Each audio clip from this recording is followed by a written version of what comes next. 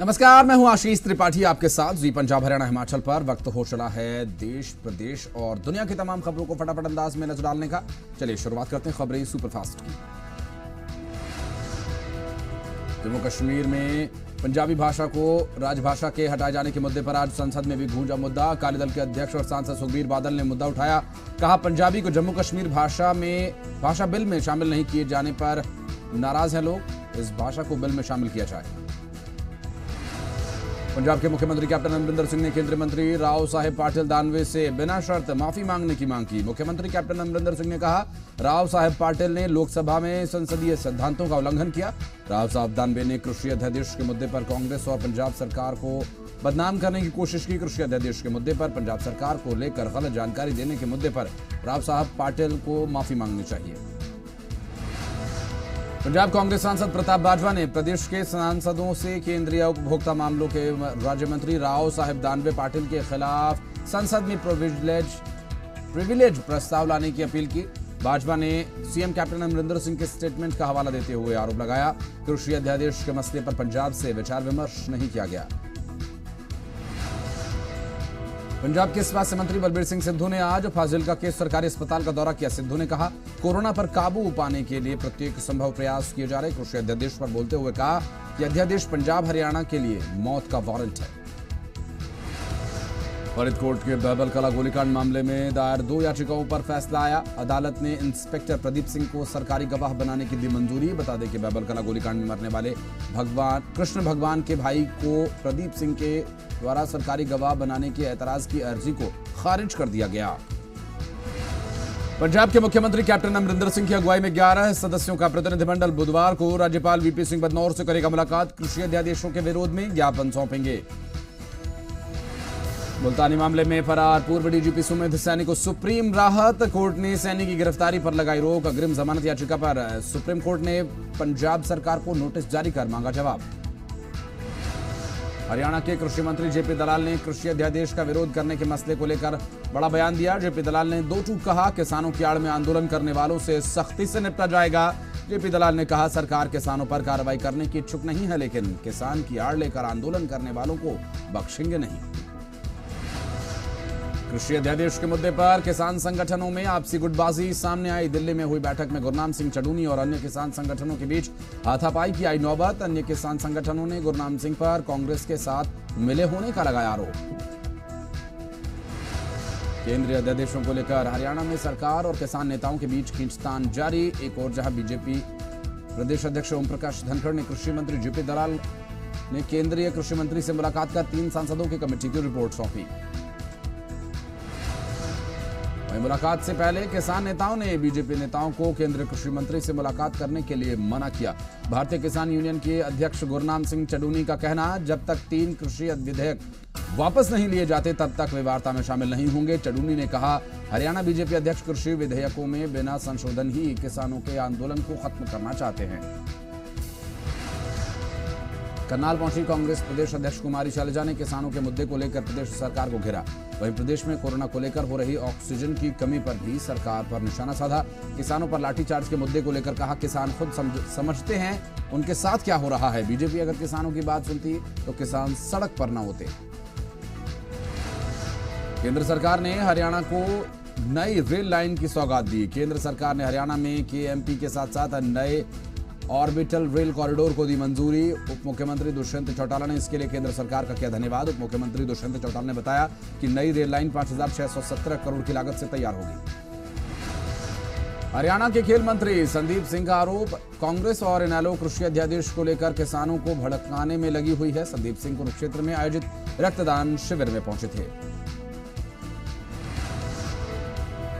नया orbital rail corridor 121 kilometre लंबा होगा। नई रेल रूट पलवल, सोहना, मानेसर, खरखौदा, सोनीपत से होते हुए गुजरेगी। दुष्यंत चौटाला ने कहा कि इस नए प्रोजेक्ट से एनसीआर में औद्योगिक युग का आगाज होगा। नई रेल लाइन के निर्माण के बाद हर रोज 20,000 लोग इस रूट पर सफर कर पाएंगे। इस कॉरिडोर के जरिए हर साल 5 करोड़ टन सामान की ढुलाई होगी। आगरा में आगरा और गुरुग्राम में नहरों में प्रदूषित पानी और यमुना के पानी वितरण को लेकर चंडीगढ़ में अहम बैठक हुई। बैठक हरियाणा के परिवहन मंत्री मूलचंद शर्मा की अध्यक्षता में हुई। मूलचंद शर्मा ने कहा कि बैठक में बदरपुर से होकर जाने वाली यमुना कैनाल और आगरा कैनाल के पानी को साफ करने की चर्चा हुई। दिल्ली के 40 और हरियाणा में 10 नाले यमुना में मिलते हैं, जिससे पानी होता है प्रदूषित। इलाके में फैलती हैं बीमारियां। इन सभी मुद्दों पर अगली बैठक में चर्चा की जाएगी और इन 3 इलाकों में ट्रीटमेंट प्लांट पानी को साफ करने के लिए लगाए जाएंगे, लेकिन क्षमता पर्याप्त नहीं, इसलिए प्लांट लगाए जाएंगे, जिसके लिए टेंडर भी जारी किए गए। होशियारपुर में डीएवी बीएड कॉलेज में एससी छात्रों से फीस वसूले जाने को लेकर लोक इंसाफ पार्टी के विधायक सिमरजीत सिंह बैस ने जिला उपायुक्त से मुलाकात की। डीसी ने मामले की जांच का भरोसा दिया। क्रिकेटर सुरेश रैना के फूफा और फुफेरे भाई की हत्या के मामले में पठानकोट पुलिस लगातार पंजाब के साथ साथ हिमाचल राजस्थान में भी दबिश दे रही है। हिमाचल से एक व्यक्ति को पूछताछ के लिए हिरासत में लिया गया, जबकि बीते दिन राजस्थान के झुंझुनू से 2 लोगों को पूछताछ के लिए हिरासत में लिया गया। पठानकोट पुलिस इस पूरे मामले में अब तक 100 लोगों से पूछताछ कर चुकी है। संगरूर में बीजेपी पदाधिकारियों ने प्रेस कॉन्फ्रेंस की और पार्टी प्रदेश अध्यक्ष पर केस दर्ज करने को लेकर एतराज जताया। बीजेपी के जिला स्तर के पदाधिकारियों ने सरकार से प्रदेश अध्यक्ष अश्विनी शर्मा पर दर्ज केस को वापस लेने की मांग की। हिमाचल के मुख्यमंत्री जयराम ठाकुर ने विधानसभा अध्यक्ष के कमरे के बाहर विपक्ष के धरना देने की आलोचना करते हुए नसीहत दी। सुर्खियां बटोरने के लिए सदन से वॉकआउट न करें। सीएम का दावा, सदन में स्पीकर का पक्ष और विपक्ष को बराबर तरजीह देकर पूरी बात सुनते हैं। सीपीआईएम समर्थित सीटू ने श्रम कानून में संशोधन के विरोध में हिमाचल विधानसभा का घेराव किया। सीटू कार्यकर्ताओं का आरोप, इस अध्यादेश के जरिए सरकार मजदूरों के हक को छीनने की कोशिश कर रही है। जम्मू कश्मीर में बीजेपी के पूर्व मंत्री चौधरी लाल सिंह कठुआ निवास पर सीबीआई ने मारा छापा। लाल सिंह के 9 ठिकानों पर छापा मारा गया। कठुआ पुलिस को नहीं लगी इसकी भनक भी। सूत्रों ने बताया कि जम्मू की सीबीआई टीम द्वारा रेड करने के लिए निकली और पुलिस उनके साथ थी। कृषि अध्यादेश को लेकर पंजाब और हरियाणा में किसानों का आंदोलन चल रहा है और इसी कड़ी में किसानों ने खन्ना, पटियाला, लुधियाना, बठिंडा, मोगा, बरनाला समेत 9 शहर पंजाब भर में किया प्रदर्शन। कृषि अध्यादेश वापस लिए जाने की मांग, सड़क जाम कर की नारेबाजी।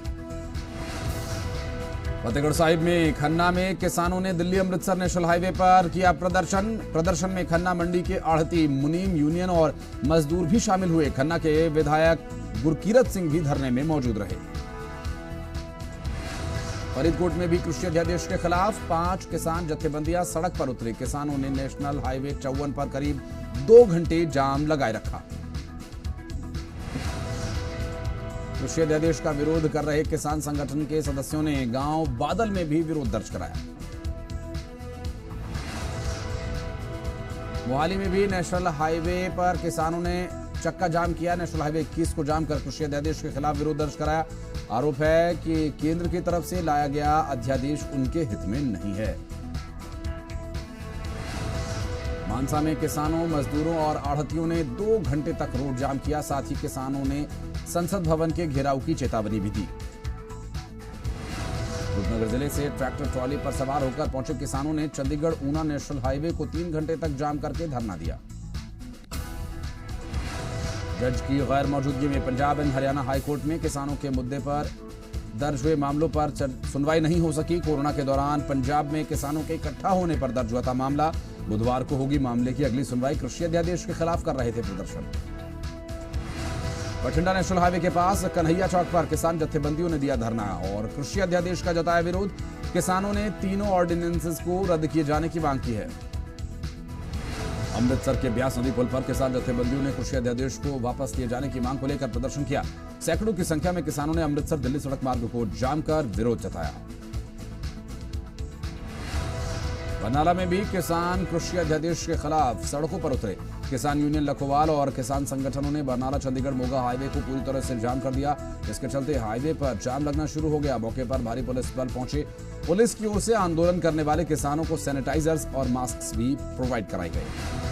मोगा में कृषि अध्यादेश को लेकर विरोध में हजारों की संख्या में किसान प्रदर्शन करने उतरे और इस दौरान हाईवे को भी जाम कर दिया गया। किसानों ने अध्यादेश को वापस लेने की मांग की।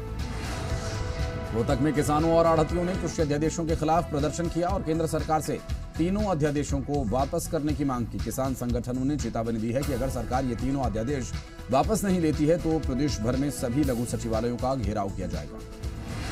कुरुक्षेत्र में भारतीय किसान यूनियन के नेताओं ने लघु सचिवालय पर धरना प्रदर्शन किया। सरकार के खिलाफ की नारेबाजी। किसान नेताओं ने बताया कि जो कमेटी सरकार ने बनाई है उस कमेटी से कोई उम्मीद नहीं, वो सिर्फ किसानों को रोकने के लिए बनाई गई है और सरकार उन संगठनों को भी बुला रहा है जो सरकार के साथ मिले हुए हैं। सिरसा के लघु सचिवालय पर खराब फसलों के मुआवजे की मांग को लेकर किसानों का धरना 9वें दिन भी जारी रहा। किसानों ने पीपली में हुए लाठीचार्ज पर सीएम मनोहर लाल को जनता से माफी मांगने की नसीहत दी। अंबाला में किसानों ने उपायुक्त कार्यालय के बाहर डेरा डाला। सरकार के खिलाफ जोरदार नारेबाजी के साथ धरने की शुरुआत। केंद्र सरकार के कृषि अध्यादेश के खिलाफ किसानों ने खुला मोर्चा। हरियाणा में सभी जिला मुख्यालयों पर 4 दिन के सांकेतिक धरने पर बैठे किसान। फतेहाबाद में किसानों ने केंद्र सरकार की तरफ से लाए जा रहे कृषि से जुड़े 3 अध्यादेशों के खिलाफ प्रदर्शन किया। किसानों ने लघु सचिवालय में सीएम के नाम एडीसी को ज्ञापन सौंपा। और वक्त एक छोटे से ब्रेक का चल रहा है।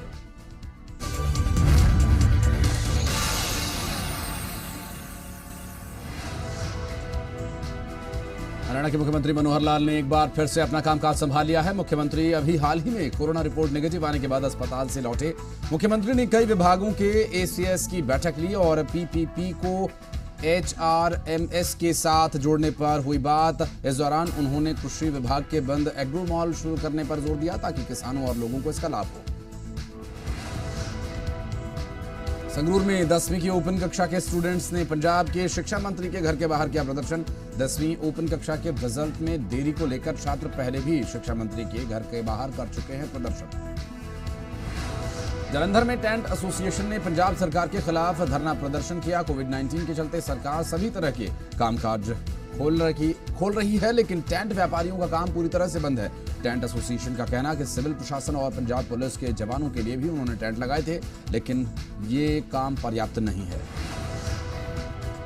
बेरोजगार DPE अध्यापक यूनियन पंजाब के सदस्यों ने पटियाला सरहंद रोड पर स्थित पानी की टंकी पर चढ़कर पंजाब सरकार के खिलाफ किया रोष। ऑनलाइन तबादला पॉलिसी के खिलाफ हरियाणा की state electricity board worker union के बैनर तले इकट्ठा होकर बिजली कर्मचारियों ने जिला प्रशासन प्रबंधन और प्रदेश सरकार के खिलाफ विरोध दर्ज कराया।